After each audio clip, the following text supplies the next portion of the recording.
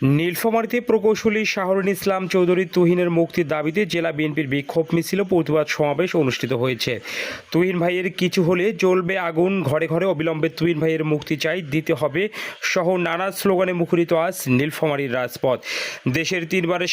সফল প্রধানমন্ত্রী বেগম খালেদা জিয়ার ভাগ্নে ও নীলফামারী জেলা বিএনপির সাবেক সভাপতি, নীলফামারী 1 আসনের সাবেক সংসদ সদস্য প্রকৌশলী শাহরুল ইসলাম চৌধুরী তুহিনের মুক্তির দাবিতে নীলফামারী জেলা বিএনপির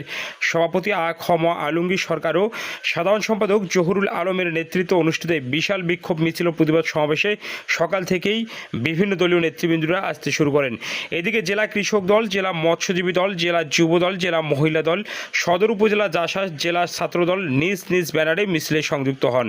জেলা বিএনপির মিছিলে যোগদান করেন তারা। মিছিলটি নীলফামারী জেলা শহরের প্রধান সড়ক প্রদক্ষিণ করে জেলা প্রশাসকের কার্যালয়ে জাতীয়তাবাদী আইনজীবী ফোরামের সভাপতি অ্যাডভোকেট মোহাম্মদ আবু সোয়েম, বিএনপির সাধারণ সম্পাদক জহুরুল আলম, পৌর সভাপতি মাহবুব উড রহমানের নেতৃত্বে স্মারকলিপি প্রদান শেষে আবারও মিছিলটি নিয়ে বিএনপি কার্যালয়ের সামনে সমবেত হন তারা। জেলা বিএনপির সভাপতি আ.খ.ম আলমগীর সরকারের সভাপতিত্বে ও জহুরুল আলমের সঞ্চালনায় এই সময় বক্তব্য রাখেন নীলফামারী জেলা বিএনপির সিনিয়র সহসভাপতি সোহেল পারভেজ, সভাপতি মোক্তার হোসেন, সাংগঠনিক সম্পাদক সেফাউল আলম সেপু,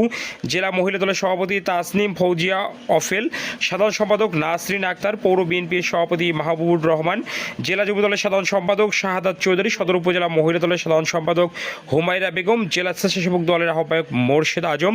জেলা তাঁতি দলের সভাপতি শাহজাদা মুক্তি, সদর জাসাসের সভাপতি আওরঙ্গজেব সুজন, কলেজ ছাত্র দলের সদস্য সচিব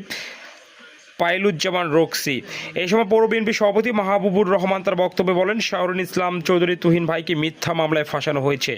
এবং বিগত ফ্যাসিস্ট আওয়ামী লীগ সরকারের রোশানলে পরে তিনি দীর্ঘ 17 বছর বিদেশে থাকতে বাধ্য হয়েছিলেন